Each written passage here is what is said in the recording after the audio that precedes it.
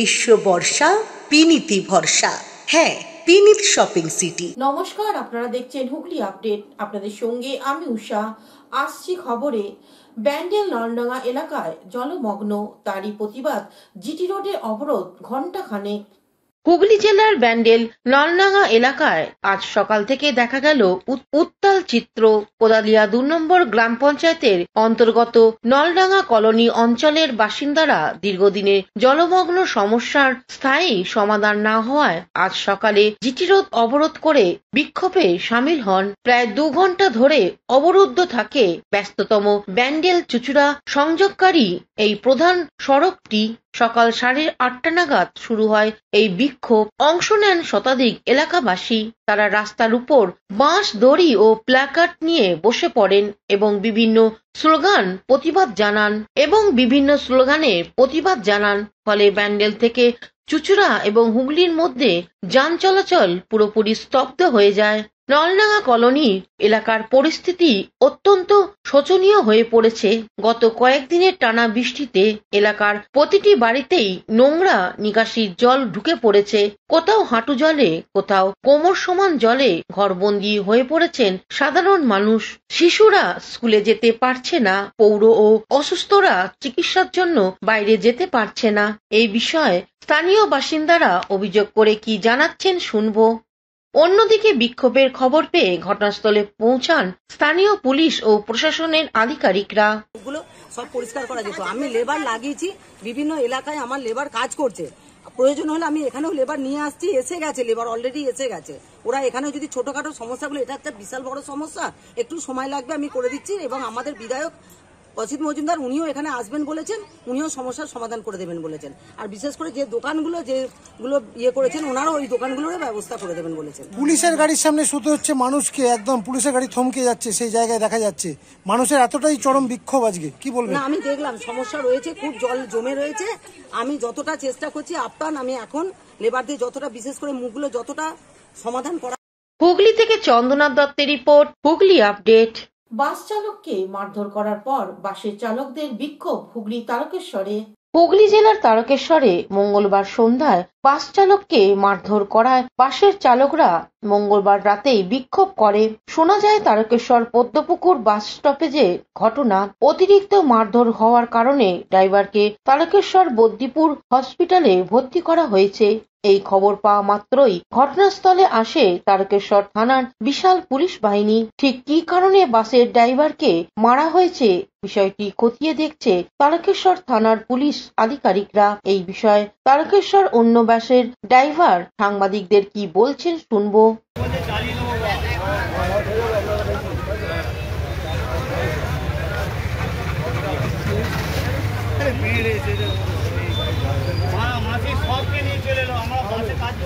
হুগলি তারকেশ্বর থেকে আশিস কুমার ঘোষের report, Hooghly update.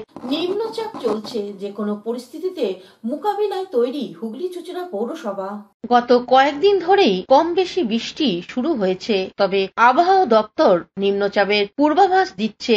একই সঙ্গে জানাচ্ছে বর্ষা নির্দিষ্ট সময় আগেই বঙ্গে প্রবেশ করতে চলেছে। এই বৃষ্টি নিম্নচাপের নাকি প্রাক বর্ষার বৃষ্টি তা এখনো নিশ্চিতভাবে বলা যাচ্ছে না। তবে নিম্নচাপকে কেন্দ্র করে আগামী কয়েকদিন পশ্চিমবঙ্গের বিভিন্ন জেলায় হালকা থেকে ভারী বৃষ্টিপাত হবে বলে জানিয়েছেন আবহাওয়া দপ্তর। এই পূর্বাভাসকে কেন্দ্র করে প্রশাসন কোনো রকম ঝুঁকি না নিয়ে ইতিমধ্যেই নবান্নর পক্ষ থেকে সব জেলা প্রশাসনকে প্রয়োজনীয় ব্যবস্থা নিতে নির্দেশ দেওয়া হয়েছে।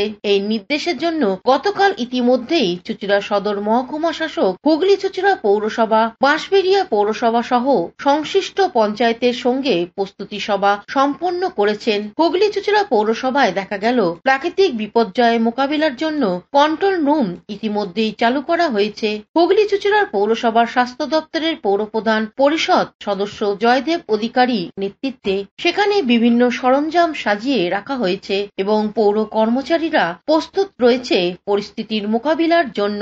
তবে এই বর্ষায় জল জমাকে কেন্দ্র করে নাগরিকদের সচেতনতাকেই দায়ী করেছেন জয়দেব অধিকারী। তিনি এই বিষয়ে কি বলছেন শুনবো। রাখার জন্য আমরা সেই কথাটা মাথায় রেখেই আমরা হুগলি চুচুড়া পৌরসভা আমরা একটা কন্ট্রোল রুম আমাদের স্থায়ীভাবে করাই আছে।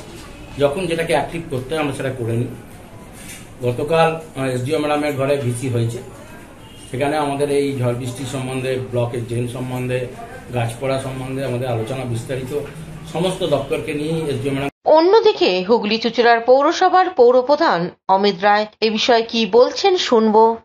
এটা একটা ভিডিও কনফারেন্স করেছিলেন রাজ্য সরকারের নির্দেশে, এবং আমরা কালকে একটা মিটিংয়ে যে আমৃতের জল প্রকল্প চলছে, সব বাড়ি বাড়ি জল পৌঁছানোর কাজ, তাতে আমরা ভালো সাফল্য পেয়েছি, সেটা আমাদের মন্ত্রী ফিরাদ হাকিম বলেছেন এবং জলি চৌধুরীও ছিলেন, সেই কারণে আমি থাকতে পারি। কিন্তু আমরা নির্দেশ দিয়ে গেছিলাম এবং স্বাস্থ্য দপ্তরের সিআইসি জয়দেব অধিকারী ছিলেন, অন্যান্যরা ছিলেন, এক্সিকিউটিভ অফিসার ছিলেন, এবং সেখানে আমরা যেমনি সমস্ত জলের গাড়িগুলো ভর্তি করে রাখা হয়েছে অলরেডি, 3টে ভাগে 1 থেকে 10 কিছু গাড়ি একটা জায়গায় থাকবে, 10 থেকে 20 প্রোটেক্টেড জায়গায়, এবং 20 থেকে 30, এবং সেই সঙ্গে সঙ্গে আপনারা জানেন যে কন্ট্রোল রুম খোলা হয়েছে, সেখানে আমাদের অ্যাম্বুলেন্স থেকে আরম্ভ করে যে হুগলি থেকে সৌমিত্র সিনহার সঙ্গে চন্দনা দত্তের রিপোর্ট, হুগলি আপডেট।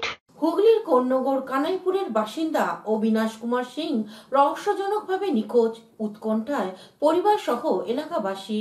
হুগলি জেলার কানাইপুর গ্রাম পঞ্চায়েতের 44 নম্বর ওয়ার্ডের শাস্তিনগর হিন্দি স্কুলের বাসিন্দা 20 বছর বয়সী অবিনাশ কুমার সিং রহস্যজনকভাবে নিখোঁজ হয়ে যান। তার পরিবারের সদস্যরা বাবা প্রবাসন কুমার সিং, মা রেখা দেবী এবং এক ছোট ভাই অসহায়। কানাইপুর ফাঁড়ি এবং উত্তরপাড়া থানায় একটি নিখোঁজ ব্যক্তির অভিযোগ দায়ের করা হয়েছে। নিখোঁজ যুবকের মা রেখা দেবী জানিয়েছেন 18ই মে সকালে তিনি তার বাড়ির কাছে শিব মন্দিরে ভগবান শিবের উদ্দেশ্যে জল অর্পণ করতে বেরিয়েছিলেন। তিনি ভগবান শিবের ভক্ত। সেদিন থেকে অবিনাশ আর বাড়ি ফিরে আসেননি। কোনো অপ্রীতিকর ঘটনা ঘটতে পারে বলে পরিবার চিন্তিত। তারা তাদের বড় ছেলেকে ঘরে ঘরে খুঁজছেন। পরিবারটি শাস্ত্রীনগরের একটি ভাড়া বাড়িতে থাকে। এই বিষয়ে পরিবারের সদস্য অভিযোগ করে কি জানাচ্ছেন শুনবো। 18 तारीख को सुबह में संडे के दिन वो निकला सुबह। वो कौन, क्या नाम है? अविनाश कुमार सिंह। अच्छा, कितना उम्र है? 20 साल। अच्छा, क्या हुआ था? सुबह संडे को उठा, नहा धोआ कर और बोला कि हमको मंदिर जाना है। तो ये पूछे कि मंदिर क्या करने जाएगा, तो बोला कि मंदिर हमको जल ढारना है शंकर जी का। तो लोटा लिया और धूपकाठी लिया, सलाई और चल दिया। वहाँ से फिर गया तो आधा घंटा हुआ, वापस नहीं आया। तो ये गए खोजे उजे, इनको भी नहीं मिला। संडे से ही लापता है, अभी तक कोई खबर ही नहीं है उसका। थाना में डायरी किए हैं? हाँ, थाना में डायरी किए हैं, उत्तरपाड़ा। वो लोग भी अभी तक कोई खबर हम लोग को नहीं दिए हैं। कितना तारीख? হুগলি থেকে চন্দনা দত্তের রিপোর্ট, হুগলি আপডেট। এখন নিয়ে নেব বিজ্ঞাপন বিরতি। বিরতির পর ফিরে আসছে খবরে। শীত, গ্রীষ্ম, বর্ষা, পিনিতি ভরসা। হ্যাঁ, পিনিত শপিং সিটি। যে কোনো মরশুমের রেডিমেড জামা কাপড় পাওয়া যায় একই ছাদের তলায়। ছোট থেকে বড়, পুরুষ, মহিলা ও শিশুদের একমাত্র নির্ভরযোগ্য প্রতিষ্ঠান। শীতকালীন যে কোনো শাড়ি, জিন্স, টপ, কুর্তি, চুড়িদার, পাঞ্জাবি মানেই পিনিত শপিং সিটি। আখন বাজার, চুঁচুড়া, Hooghly. Amala nursing home. Enjoy a weekend at Vedam, the paradise of peace. A home away from home.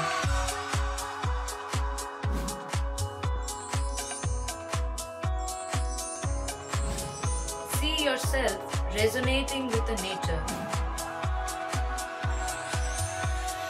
Vedam welcomes you to create your best memories. বিরতির পর ফিরে এলাম খবরে। ব্যারাকপুরের শখের হাটে নামমাত্র টাকায় পাওয়া যাচ্ছে রঙিন মাছ, পশু পাখি।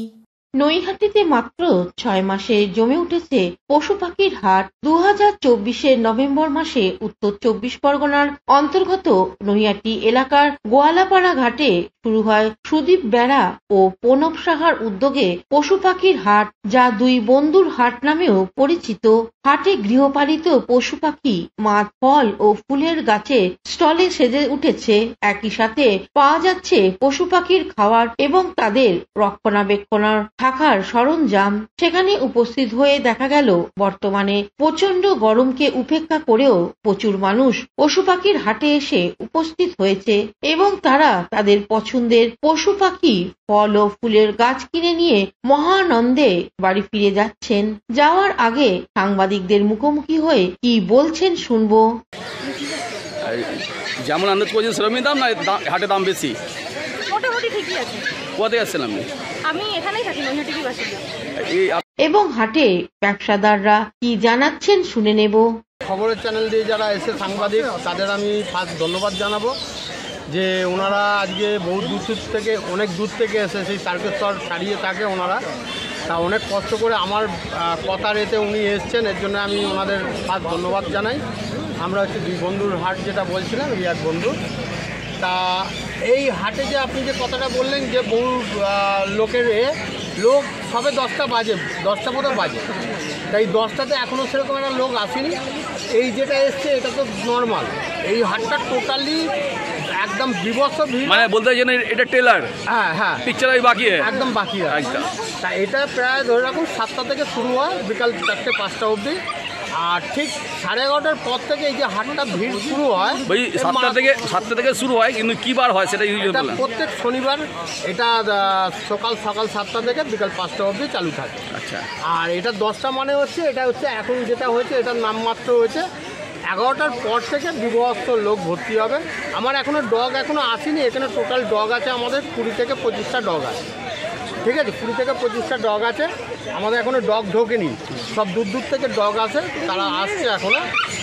আর এই যে লোক যদি বলেন, লোক আসছে আপনার বর্ধমান থেকে শুরু করে এইদিকে আপনার আসানসোল, বনগা সব জায়গা থেকে লোক এখানে আসে।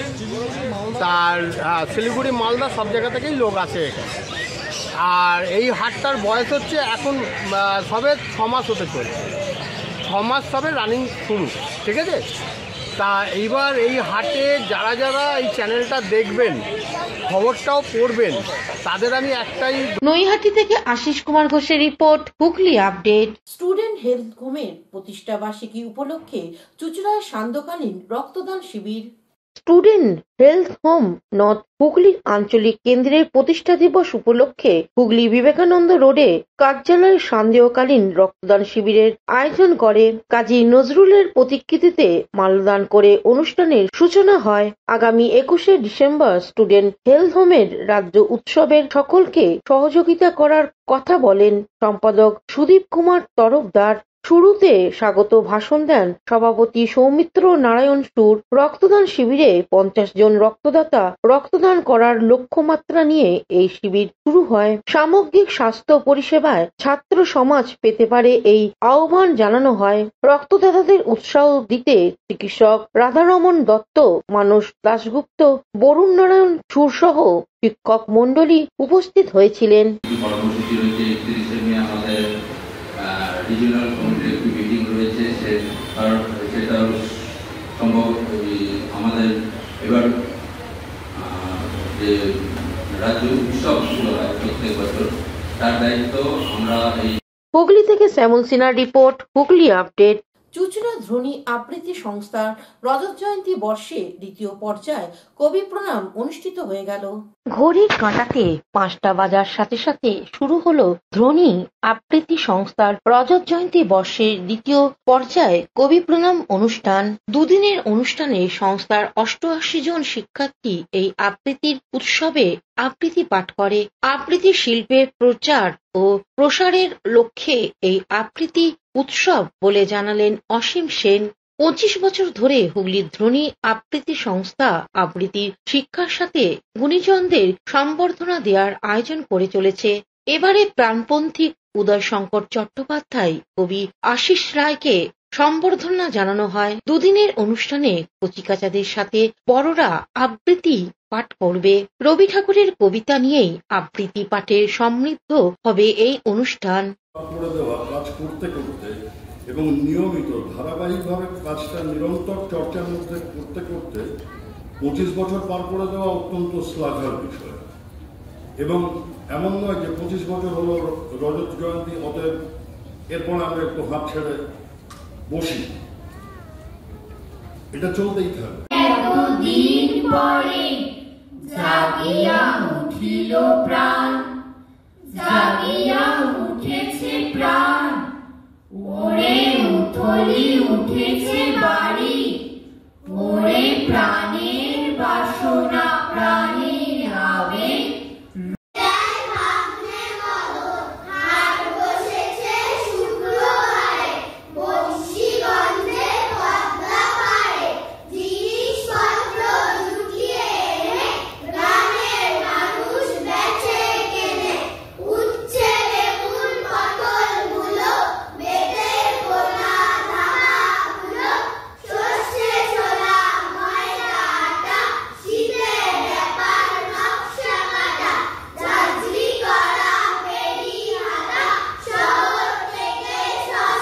হুগলি থেকে শ্যামল সিনহার রিপোর্ট, হুগলি আপডেট। এখনকার মতন খবর এই পর্যন্তই। প্রতিদিন দেখুন হুগলি আপডেট। নমস্কার।